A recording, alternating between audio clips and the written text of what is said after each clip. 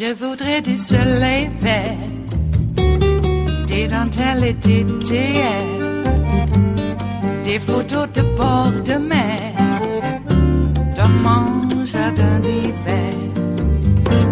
Je voudrais de la lumière, comme en Nouvelle-Angleterre. Je veux changer d'atmosphère, dans mon jardin d'hiver. Ma robe à fleurs, sous la pluie de novembre, tes mains qui courent, je n'en peux plus de t'attendre. Les années passent, qu'il est loin, là je tombe.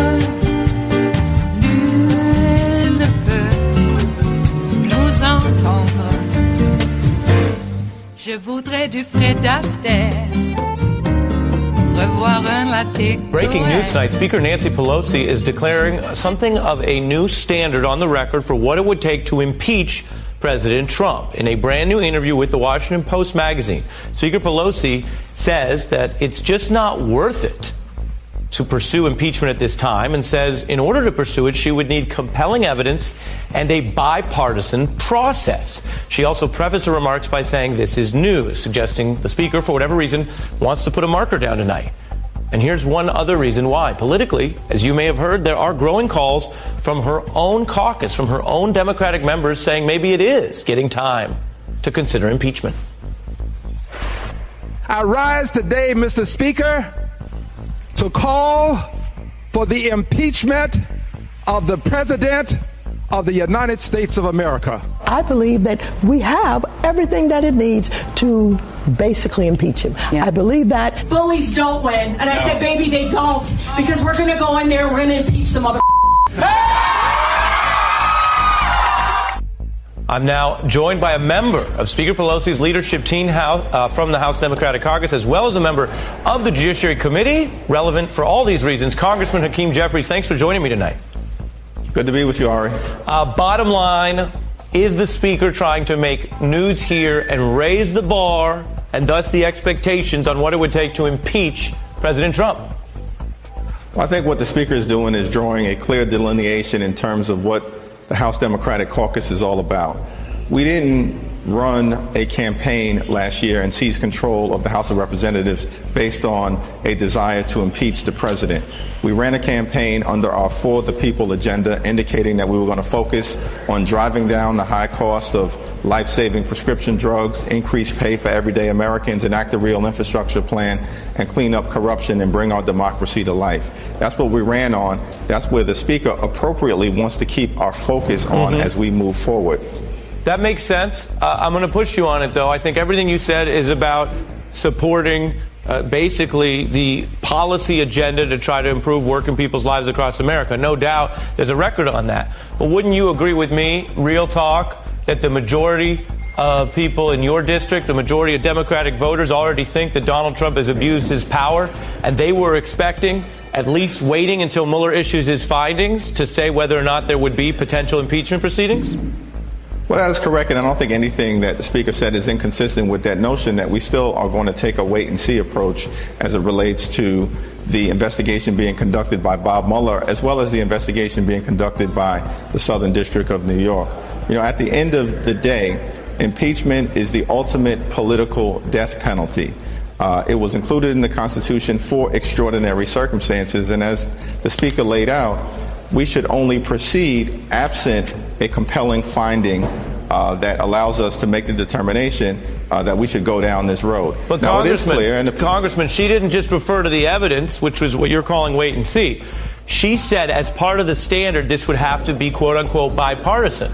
And you know, a lot of people look at the conduct of the Republicans in the Trump era, and they say, why would anyone in power with subpoena power running the House wait on them to make their own independent judgment about what Mueller may or may not find? Well, two things. We're going to continue our aggressive oversight function as it relates to being a check and balance on an out-of-control executive branch. That is consistent with our constitutional responsibilities. With respect to impeachment, as you know, listen, the House fundamentally is the grand jury. The Senate is the ultimate jury. Impeachment is like an indictment. And we can indict in the House of Representatives if the evidence is compelling enough to move forward. But the ultimate objective, presumably, of the people who believe appropriately that Donald Trump has presided over chaos, crisis, confusion, and a culture of corruption is to remove him. And what the Speaker has made clear is that to get to removal, you will need at least 20 Republican senators in the other house of Congress. Let me see if I That's understand, because you're speaking to an intricacy that you may know of because you deal with her daily, but that wasn't quite in her statement, which is making waves tonight. Are you saying that she's basically laying out a position that she's not going to go newt and go in with a battle plan that's on a partisan basis in the House without a longer-term strategy for what it looks like in the Senate, and that you would have to build either through the events, the evidence, whatever is uncovered about the president, you have to build the support for that being a possibility in the Senate. Otherwise, it's not worth it to get it started at all? Well, I haven't had an opportunity to speak directly with Speaker Pelosi about the context of those remarks, but I can interpret them. I heard you guys are tight. Right. Well, that's what I heard. I heard you guys talk about things. Yeah, we're all down with NDP. But listen, at the end of the day, I do know that Chairman Jerry Nadler of the Judiciary Committee, Speaker Pelosi on other occasions, myself and other members of the House Democratic leadership have made the observation that there's a distinction between impeachment and removal, and that in order for us to proceed, ultimately, if there's a conclusion that this president has presided over a cult of criminality and corruption is totally out of control, such that the ultimate political death penalty is merited, you have to do it in a bipartisan way if you're going to get to removal. We can indict in the House of Representatives, but in order to convict, it has to be done with Democrats and Republicans and the full support of the American people. I agree with Speaker Pelosi that that is the reasonable way to proceed. Very interesting, because this is making waves, and she's obviously speaking to a constituency that's got a whole bunch of different views on again, what you called the documented corruption of this particular president. Congressman Hakeem Jeffries from Leadership, thanks for joining me tonight. It is Tuesday, the 12th of March of 2019, and you are in West Coast Cookbook and Speakeasy. I am your chef de cuisine, Justice Putnam, and our daily special is Tarrytown Chowder Tuesdays. That's right, folks, just a little smidgen of hot smoked Hungarian paprika makes all the difference. Oh, go ahead if you have the Spanish kind. That is just equally, if not better, than the Hungarian kind. Do it. Just do it. All right, well, it looks like Trump tried to get John Kelly to get rid of Trump's kids. What the hell? I thought family was everything. Apparently it is, especially when it's bringing you down. You gotta take everything and put it away, apparently. Looks like John Kelly was not successful because Jared and Ivanka are doing their thing right now in Saudi Arabia. I don't know. Are they talking about transfer of nuclear secrets so that Saudi Arabia will have their ICBMs? Jeez. Jared has been called, the richest Benedict Arnold that the United States has ever seen? I don't know. I don't know how rich Benedict Arnold was. We have to check that out.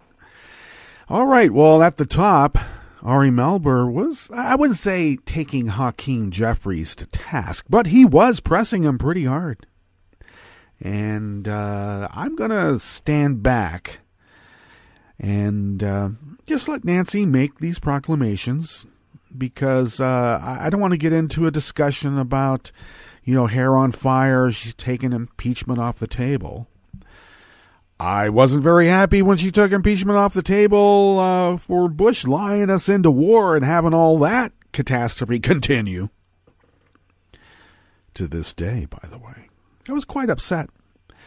And, but I'm older, wiser, you would think. And I think something else is going on here. The investigations continue. We should also remember, if you don't remember, because maybe you weren't born then. During Watergate, there was no bipartisan support for investigations. There was no bipartisan support for impeachment to continue an investigation. That came later because of the investigations. All right, so I understand what the speaker is doing, and Hakeem Jeffries was trying to explain that too. But I would say that if impeachment's off the table, then that means it's been put in our laps. That's right, and one or two things are going to happen. Well, maybe three. He'll be removed from office because of impeachment. He'll be removed from office because he quits. Or he'll be removed from office for some other reason like a criminal indictment, though I don't know how that would work. You can't really send the sergeant at arms to arrest the president now, can you? I am a little bit concerned. I'll finish up on the Hakeem Jeffries Ori Melber bit here in just a second, but I want to get this point out. I'm a little bit concerned about how I thought we were all citizens. Equal protection and due process under the law. The president is not a king. The president is not a different person than the rest of us. Oh, he has managerial tasks and duties. This particular guy occupying the office seems to play a lot of golf. Okay, depose him on the golf course if you have to. All right, if you want to be nice to the president. I thought that since this guy, whoever it is, if there's a criminal indictment, a question, they got to answer it like all the rest of us do. We have to make special arrangements to be able to ask whoever is occupying the presidency a question about their job when the task set out in the Constitution is for the other equal branches of government, not the deferential branches of government. I don't see anything in the Constitution about the deferential branches of government. The equal branches of government don't genuflect to the presidency. Give me a break. Where'd that come from? Hey, stop it, okay? You are equal branches of government. You don't need to make special arrangements for the President of the United States. Get his ass down there or go up there and talk to him. Oh, he won't talk? Well, he can be made to now, can't he? So, impeachment's down the road. We all know that. It's a long, drawn-out process. It always is. Especially when it's so severe and serious as this. But he will be run from office one way or another.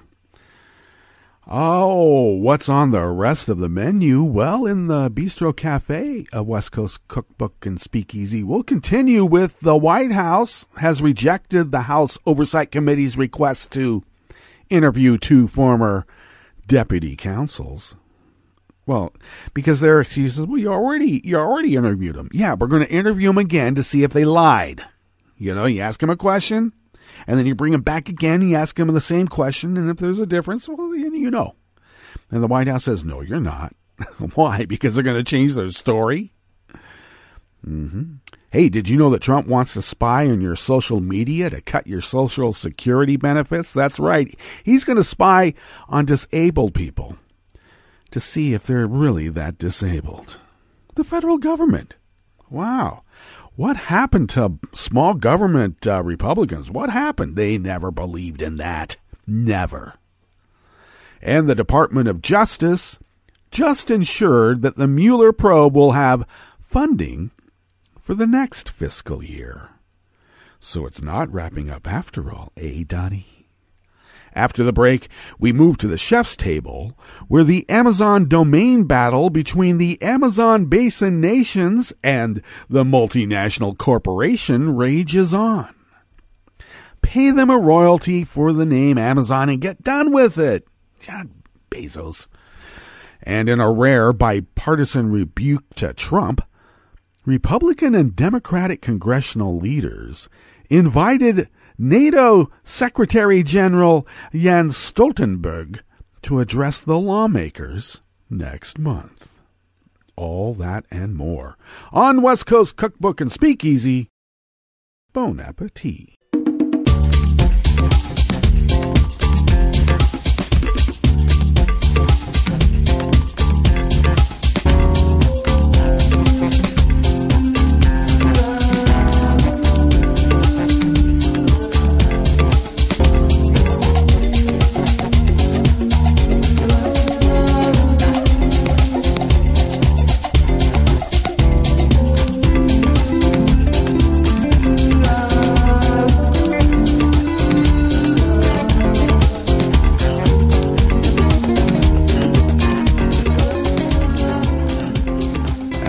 Bottom of our homepage at netrootsradio.com. To the rightish of the page is the chat room link, monitored by Kelly Link, and do check that out. It's a good way to engage.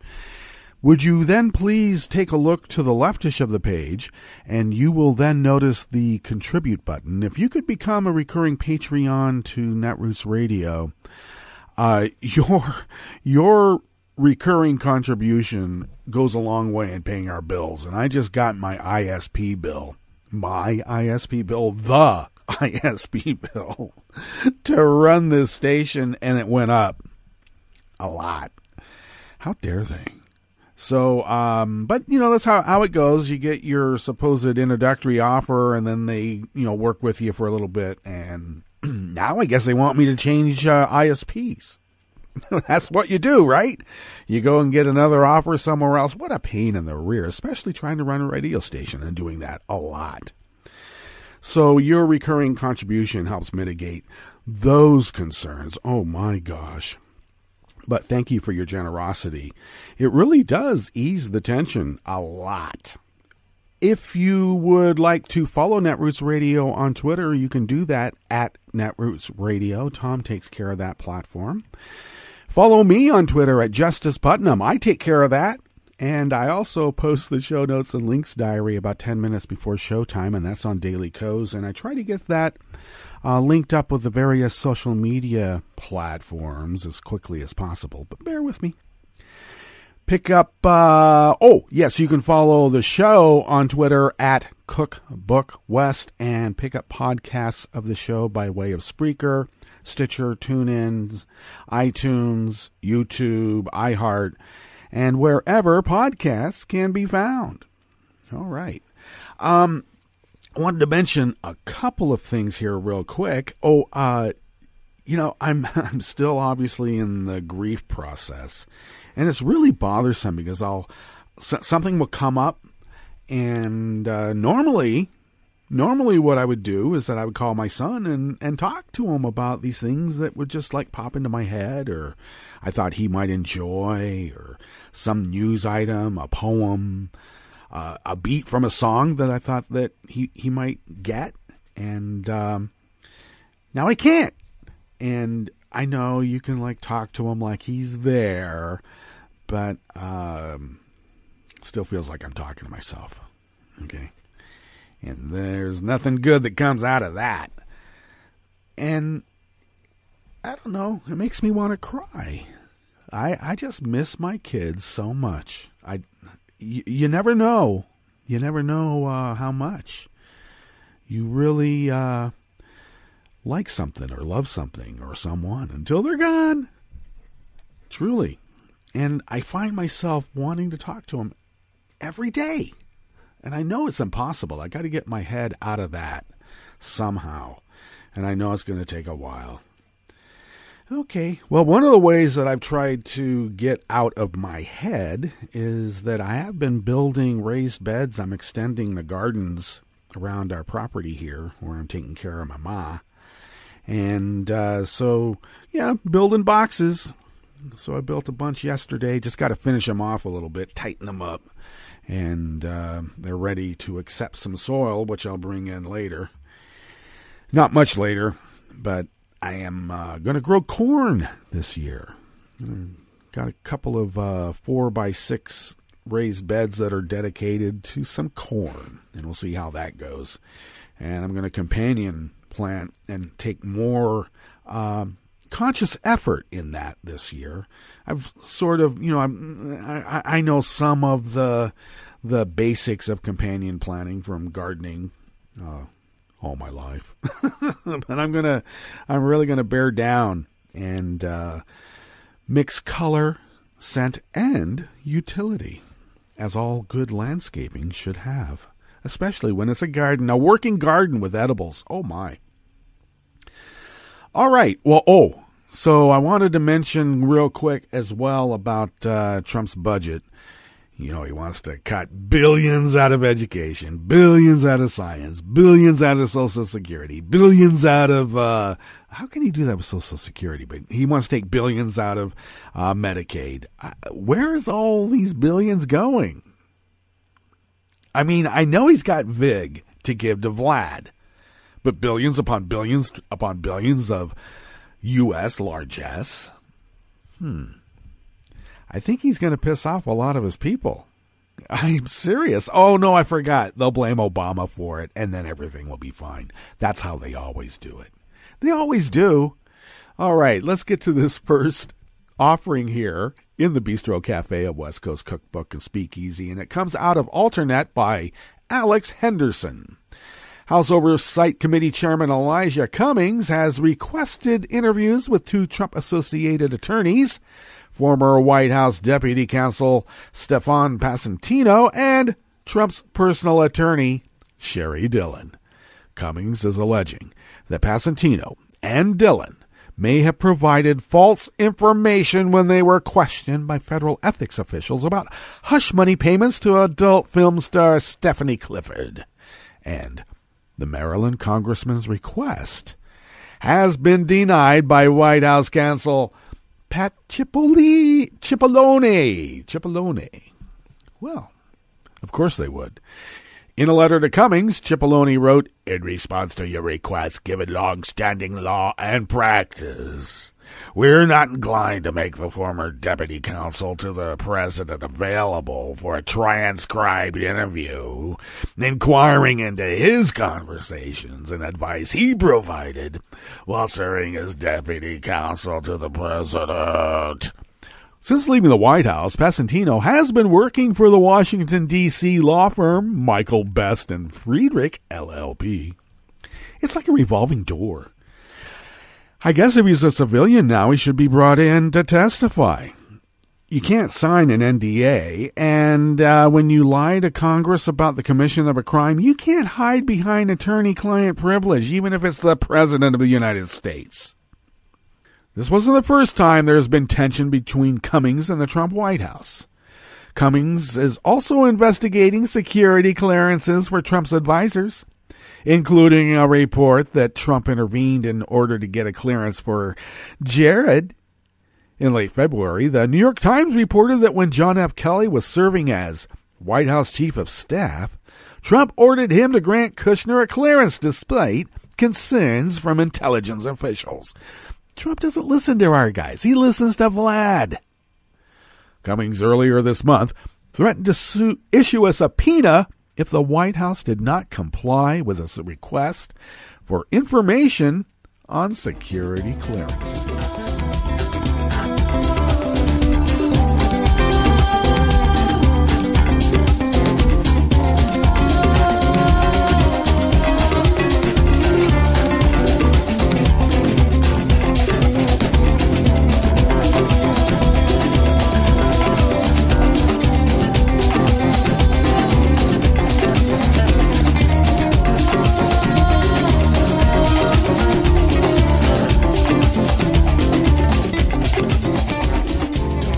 Next offering here in the Bistro Cafe, a West Coast Cookbook and Speakeasy, is by Oliver Willis out of Share Blue Media.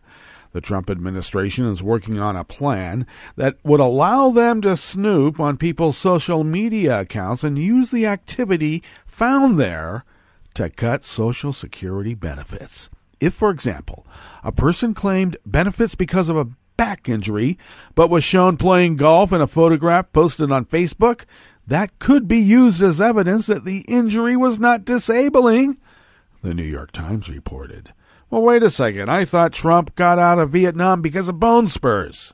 And there was pictures of him playing baseball. Just saying. The Trump team has been actively working with Social Security Administration officials to flesh out the proposal, which would involve monitoring social media sites like Facebook and Twitter. Can't feed kids. Can't feed them.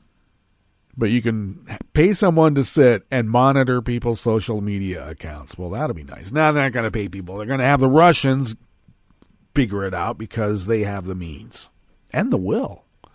Republicans in Congress, such as Senator James Lankford, Repug of Oklahoma, have supported the idea, the latest manifestation of the Republican Party's obsession with attacking the safety net and being fascist at the same time. What could be better?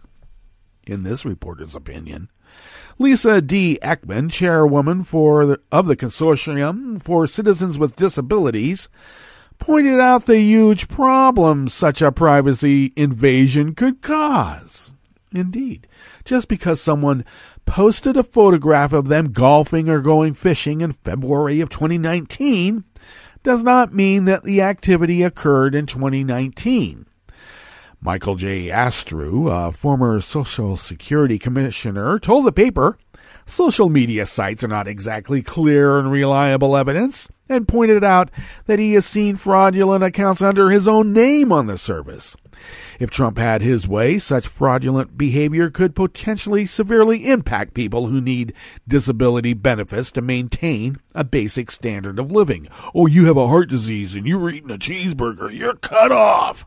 Republicans have often portrayed themselves as limited government party, but history has shown that when it serves conservative ends, in this case, striking the needy off government rolls, they are more than willing to change their tune. And Trump is more than willing to embrace Big Brother if it means he can cut off a Social Security check.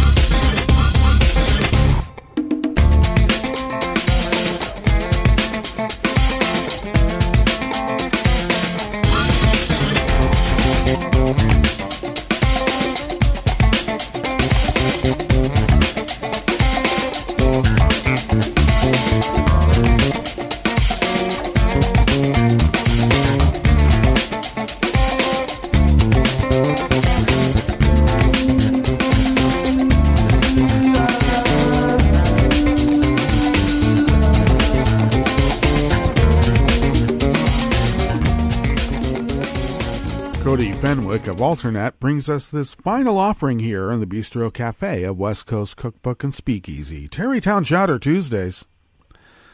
Special Counsel Robert Mueller's investigation is supposedly wrapping up soon. In fact, it was supposed to wrap up in mid-February, but now we're entering mid-March. But according to at least one report, it could be coming to a climax this week. Or maybe not. No one really seems to know what's going on inside the Mueller probe. And a new report from Bloomberg Monday night revealed that the Justice Department is at least prepared for the possibility that the investigation will continue for a while longer. Now, this is not a guarantee of anything, and Bloomberg notes that an official said that $10 million isn't necessarily what Mueller would need, but just an estimate. It's also around the amount his team spent in 2018. The next fiscal year begins in October of 2019, so this provision appears to indicate that the investigation may continue for many more months. And as many have pointed out, Mueller seems to have at least two outstanding legal battles. One is with a mysterious foreign company that also claims to be a sovereign nation. And another with a subpoenaed Roger Stone aide that indicate he still has overt steps in the investigation left to take, and that doesn't include all the reported aspects of the investigation, such as Eric Prince's meeting in the Seychelles and Trump Jr.'s Trump Tower meeting that have yet to play a part in any indictments yet, but could conceivably happen. And what about Eric Prince's admitting that he lied? Wow. Now, the fundamental point, of course, is that no one but Mueller's team, the Attorney General, and the Deputy Attorney General are likely to be sure what the special counsel's plans are. The provision for continued funding in the budget is just another clue about its possible duration, but ultimately, we won't know until we know. All right, let's get to our break, and when we come back, we're going to go through weather from around the world and finish up the stories that we've curated for you today. You are listening to West Coast Cookbook Speakeasy, and we will be right back. You are listening to netrootsradio.com. Please hang up and try again.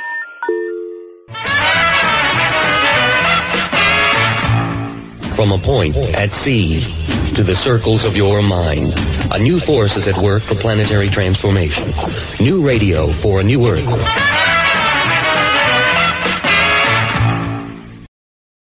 This is Take Two Movie Review. I'm Mike Friend. This week, A Homecoming.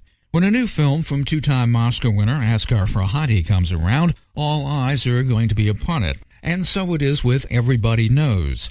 The setup is a wedding which has relatives near and far returning home to a small town in Spain. One of the latter, Laura, has come from Argentina, Saul's husband, at least for the start, and with her two kids. It's Laura's sister who's being wed.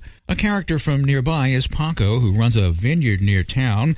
It takes a while to achieve clarity as to all the relationships, but we soon find out that Paco and Laura, Javier Bardem and Penelope Cruz, the central characters, have a past. As Farhadi paints this sumptuous celebratory scene, and taking clues from his other films, we know that something is about to happen, and we come to suspect that it will involve Laura's wild teenage daughter, Irena. That something is that she is kidnapped, with instructions following closely on not to call police. It's on the path to resolution where this picture shines, as old relationships, including financial arrangements and old resentments and secrets, one of which you might see coming, intertwine to strongly suggest an inside job. What we have here is storytelling through character development, focusing especially on the character's past. Before the kidnapping, when Irena and her just-found boyfriend ascend a medieval clock tower filled with beautifully captured ancient machinery, we see dates and initials carved into the wall. It's only later that we realize that this is where the stage is really being set. The conclusion here is not tragic, neither is it fulfilling. Various characters mouth the words of the title Everybody Knows throughout. Were the film less nuanced and well-acted, a case could be made that the title contained a spoiler. This has been Take Two Movie Review. I'm Mike Friend. Catch up with us at Take2MovieReview.com and feed us back at our page on YouTube.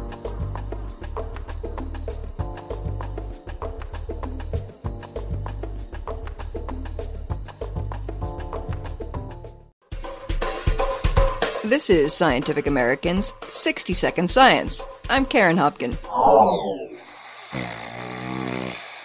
Few things are more satisfying than sleeping late on weekends. But though the extra Z's may improve your mood, they do not appear to improve your health. Because a new study shows that so-called recovery sleep cannot reset the body's metabolic clock, and may actually lead to some serious health issues. Sleep loss can impact a range of physiological systems. It can increase our risk for cardiovascular disease. It can cause weight gain. It can decrease insulin sensitivity, so increase our risk of diabetes. Christopher Deppner, an assistant professor in the Department of Integrative Physiology at the University of Colorado Boulder. And these can happen, depending on what you're looking at, this can happen as quick as just 1 or 2 nights of not getting enough sleep. A lot of us shut off the alarm on Saturday and Sunday, but we go right back to burning the candle at both ends once the work week begins. So we were really interested in how this sort of cycle between insufficient sleep, weekend recovery sleep, insufficient sleep can impact your risk of obesity and metabolic disease. Deppner and his colleagues invited volunteers to a 9-day snooze-a-thon. One group was allowed to get a full night's sleep.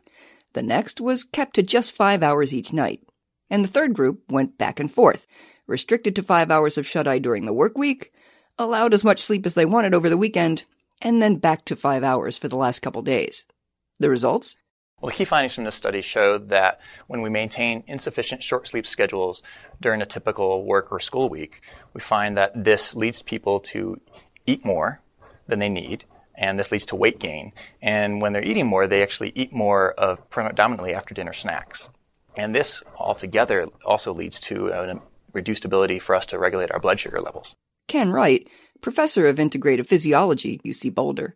He's senior author of the study, which appears in the journal Current Biology.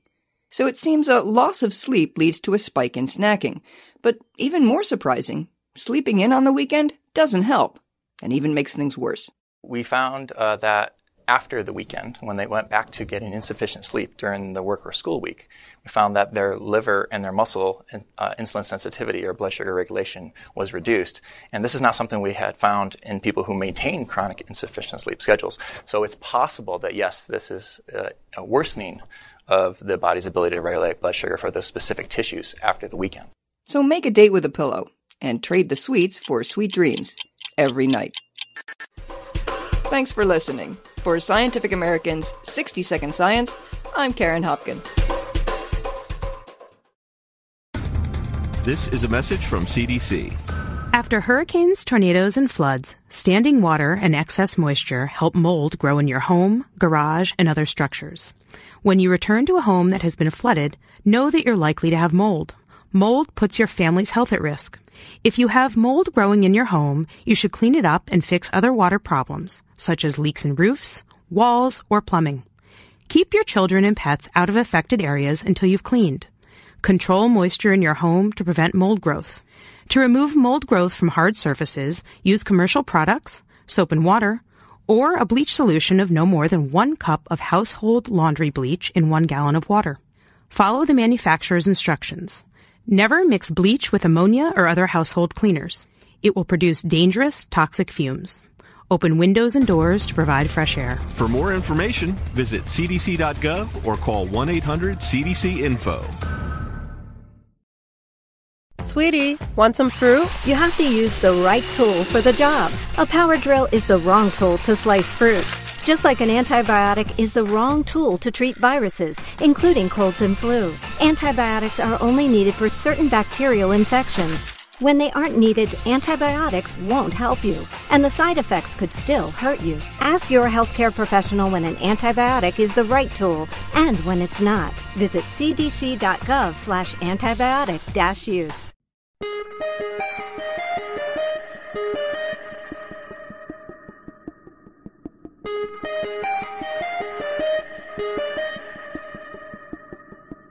Hi, I'm Tom Hartman, and since you're listening to netrootsradio.com, show your progressive side and go to the donate button on the bottom of the homepage. It's progressives like you who power Netroots Radio and keep the progressive message beaming everywhere 24 hours a day.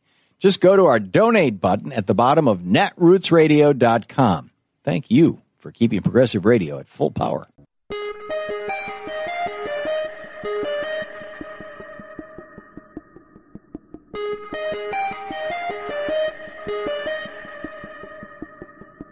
I'm Rick Smith, and this is Labor History in 2. The year was 1912. The Lawrence, Massachusetts textile workers' strike had worn on for over a month. More than 20,000 workers had walked off the job. Most of them were young women. Nearly half of those on strike had been in the United States less than 5 years. Each strike communication had to be translated into as many as 25 languages. As often happened at the turn of the 20th century, violence broke out on the picket lines between strikers and the police, with one protester dying from an errant bullet and another losing her life from being stabbed by a soldier's bayonet. Despite these difficulties, the women stayed true to their call for bread and roses. Supported by the industrial workers of the world, textile workers in Lawrence, Massachusetts had walked off the job to protest wage reductions. But they were not only striking for bread, they were also demanding respect and dignity and a better quality of life. They wanted bread, yes, but roses too. As the strike wore on, some of the women decided to send their children out of town and away from the growing danger. In what became known as the Children's children's exodus, more than 100 children were sent to New York City. Upon arrival in Manhattan, the children were greeted by cheering crowds of thousands of supporters. The children's exodus won sympathy for the striking women. In an attempt to stop the news of the strike from spreading, on February 24th, the Lawrence City Marshal decided to stop 46 children from leaving for Philadelphia. Police beat mothers trying to help their children board the train. One woman suffered a miscarriage. Across the nation, people were outraged. Congress launched an investigation into the strike. The bosses had finally gone too far.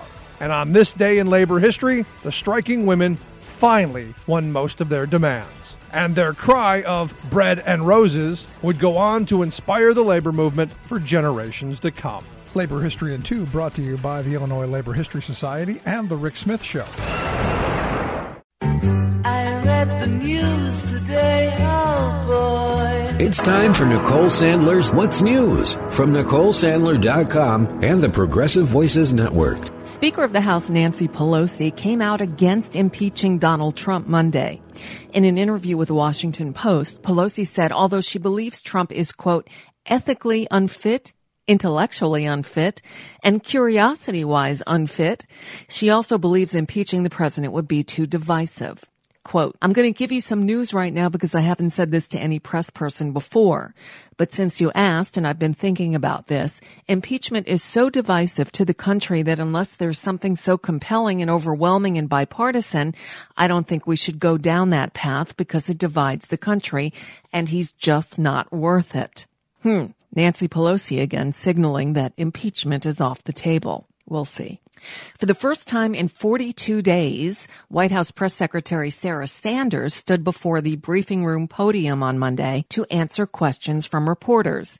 Sanders deflected several questions about Donald Trump reportedly telling donors that, quote, Democrats hate Jewish people. The president said that Democrats hate Jewish people, according to a recent report. We've also seen him tweet in the last couple of days that Democrats are the, quote, anti-Jewish party. Does the president really believe Democrats hate Jews?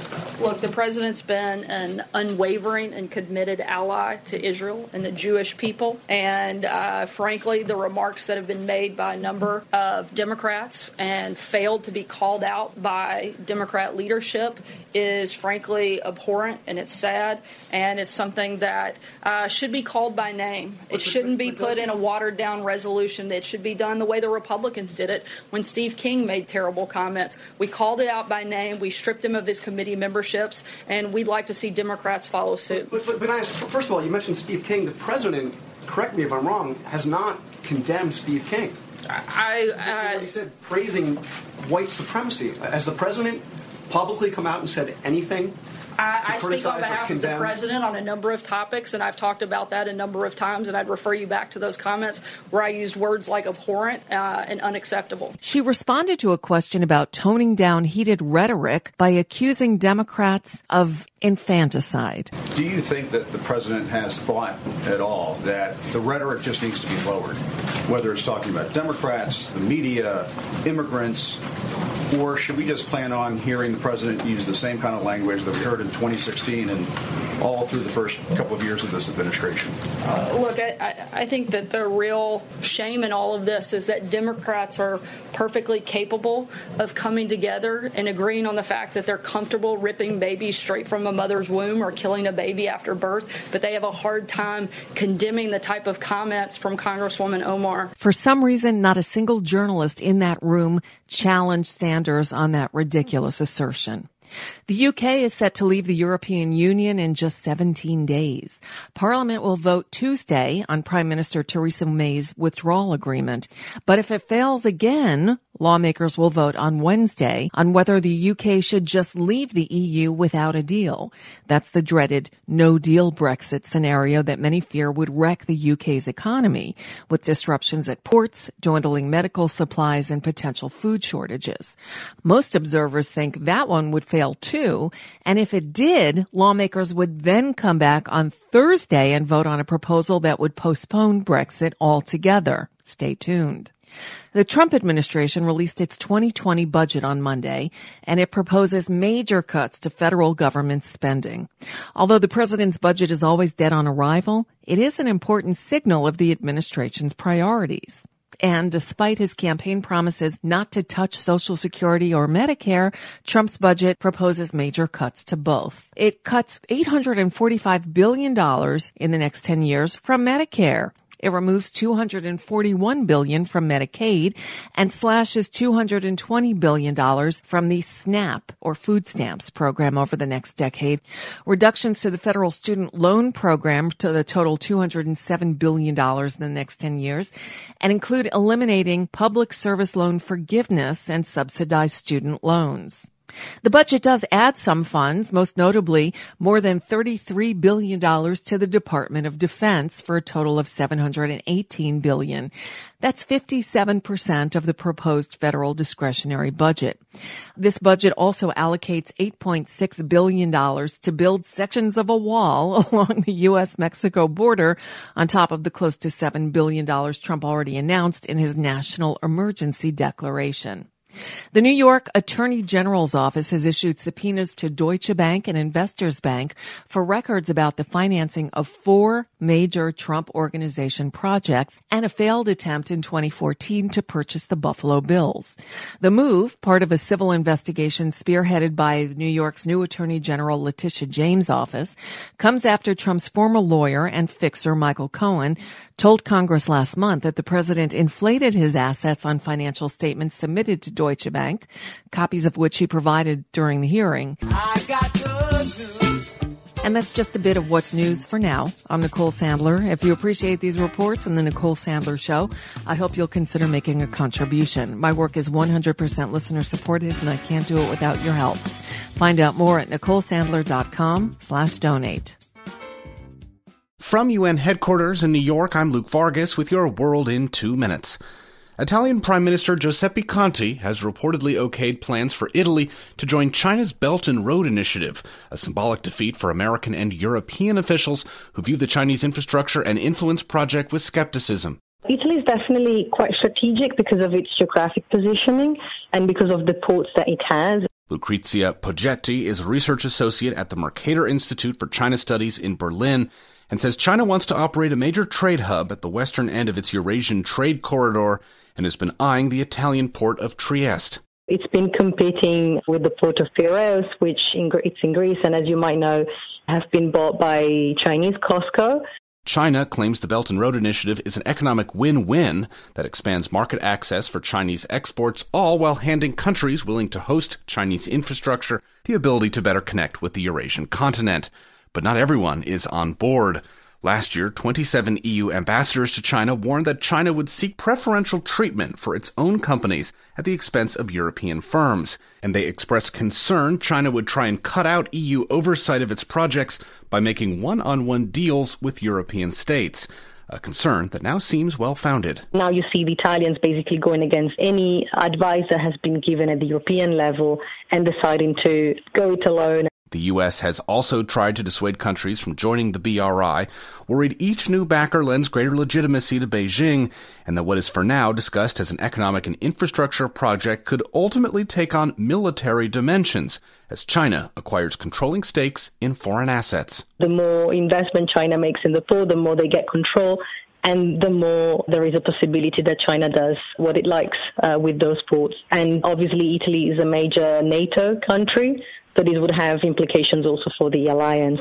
Luke Vargas, The United Nations.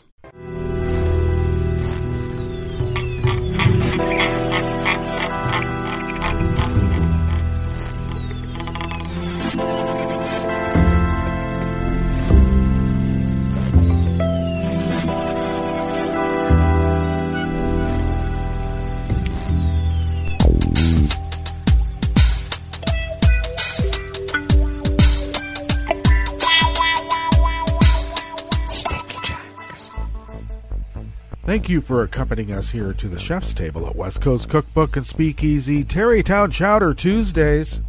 We always begin weather from around the world along the banks of the Rogue River, in the Rogue River Valley of Southern Oregon on the west coast of the continental United States of America, where it is currently 44 degrees Fahrenheit and we have copious amounts of water falling from the sky. Quite a bit. Winds are gusting about 2 miles per hour out of the north. Otherwise, they're light and variable.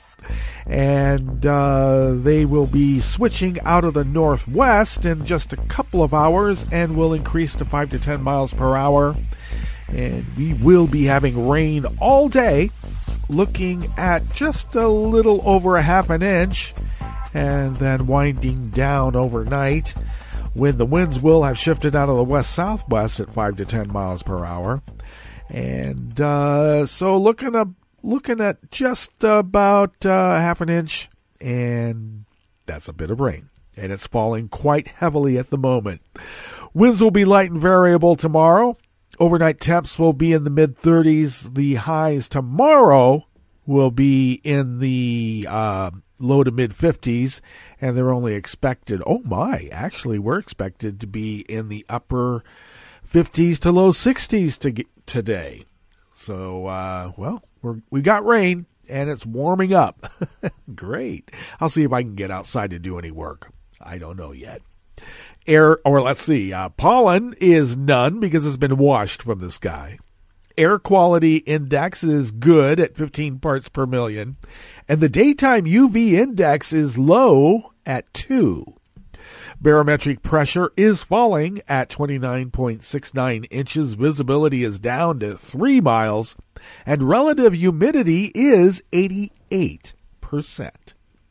Weather from around the world is brought to you by people's personal weather stations that they purchased. These people purchased personal weather stations somewhere on their property, and these people positively live around the world. There are quite a few weather advisories, so bear with me. There's a little bit of a delay as we click on each one. But currently, London is 42 with rain, and they have a potential disruption because of wind. And I have to, now I can get to our next city, and that would be Paris. They have a weather advisory, 54 degrees and partly cloudy, and they have a potential disruption due to wind. Of course they do. And I wonder if Rome is going to have a potential disruption due to wind. We'll find out in just a moment. Right now, they are 59 degrees Fahrenheit and sunny, and they have a potential disruption due to rain. All right. So somehow that wind pushed rain over the Alps and right down the boot and hit Rome. Isn't that nice? All right. Okay, so that's weather advisories overseas. Kiev is 39 degrees and mostly cloudy.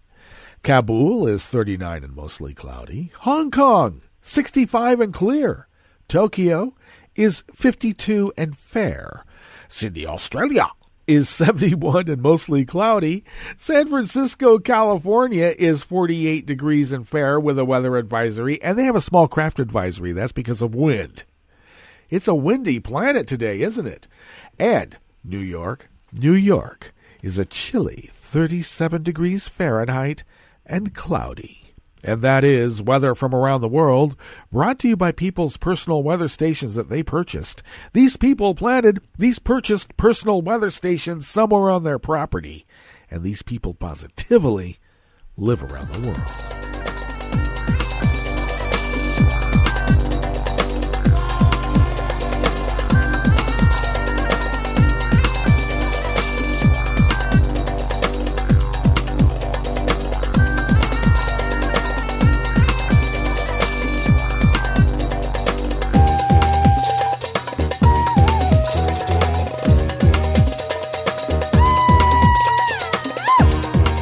Anonymous worker bees at Reuters brings us this first amuse-bouche here at the chef's table at West Coast Cookbook and Speakeasy. Brazil on Monday, yesterday, thanked the global body that oversees internet addresses for extending until April a deadline for Amazon basin nations to reach a deal with Amazon.com Inc. in their 7-year battle over the .amazon domain name. The Internet Corporation for Assigned Names and Numbers, ICANN, meeting this week in Kobe, Japan, decided to put off a decision that was expected to favor use of the domain by the world's largest online retailer. Amazon basin countries Brazil, Bolivia, Peru, Ecuador, Colombia, Venezuela, Guyana, and Suriname have fought the domain request since it was made in 2012, arguing that the name refers to their geographic region and thus belongs to them. ICANN has agreed to put off a decision until April 21st. Brazil's foreign ministry said in a statement that insisted that Amazon nations remain fully opposed to allowing the company to have exclusive use of the domain name. In our view, due to its inseparable semantic link to Amazonia, this domain should by no means become the monopoly of one company, the ministry said. The statement said Brazil and its 7 Amazon partners will continue to negotiate in good faith with Amazon.com to try to reach a mutually acceptable solution to the domain dispute. Amazon.com declined to comment. Amazon nations should be able to share in the management and use of the domain to defend the region's cultural heritage, foster economic growth, and the digital inclusion of the people who live in the region, Brazil's statement said. And Brazil hopes Amazon.com will show a high sense of public responsibility and political as well as cultural sensibility.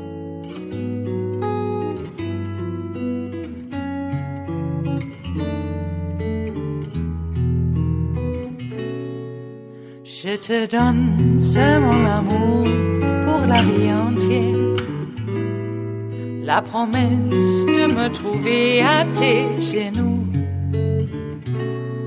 Aussitôt que tu m'appelles, rester toujours fidèle, c'est tout, c'est tout. Je te donne tous mes printemps, mes étés de mer, mes automnes quand les feuilles tombent partout. Si ce n'est pas une bonne affaire, je te donne tous mes hivers, c'est tout.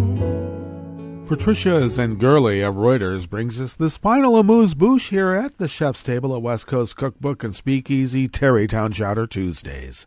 Well, a rare honor has been offered to the head of an organization often derided by Trump. Yes, that would be NATO.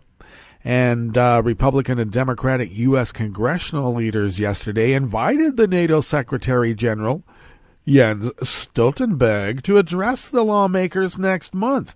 Well, that seems like a bipartisan rebuke now, doesn't it? House of Representatives Speaker Nancy Pelosi invited Stoltenberg to speak to a joint meeting of the House of Representatives and Senate on April 3rd as the alliance celebrates its 70th anniversary. Now, we all know that Trump has questioned the value of the North Atlantic Treaty Organization, and many lawmakers see honoring Stoltenberg as a chance to reaffirm the American commitment to the alliance. Look, presidents come and go, but our allies should still be our allies. I'm going to jump in real quick as we finish up here. A new study by the Pentagon has just been put out that shows that we're going to get our ass kicked by Russia and China. We need our allies. We cannot go it alone. Unless the plan is to let Russia and China kick our ass and just take over. That could be the plan. Maybe we want to fight against that. All right, well, let's get out of here, and when we come back tomorrow, it will be Smothered Benedict Wednesdays. So do stay tuned to Netroots Radio all day and all night for all the breaking news as it breaks, and we'll meet up here tomorrow, right here in West Coast Cookbook and Speakeasy. Bon appetit.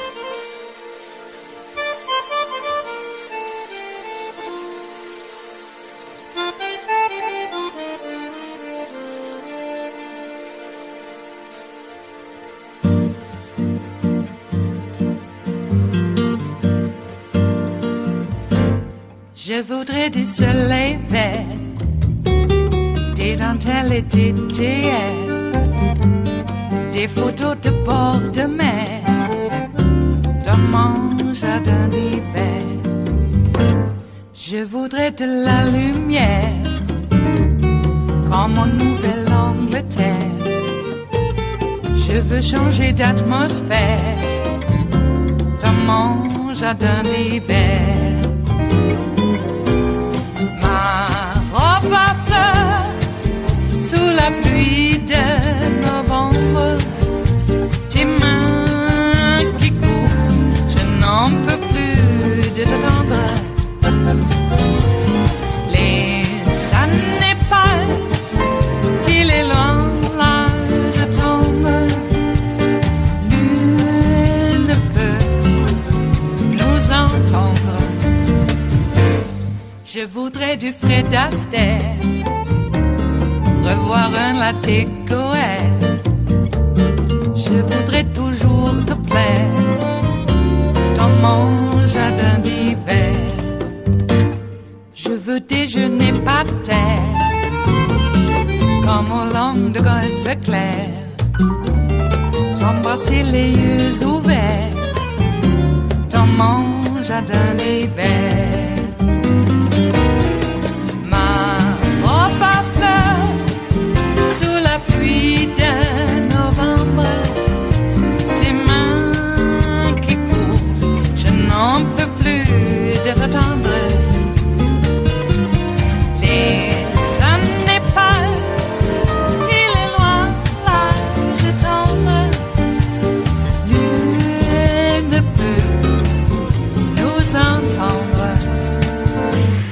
Ba-da-da-dum-di-da-dum, ba-da-da-dum-di-da-dum, ba-da-da-dum-di-da-dum, dans mon jardin d'hiver.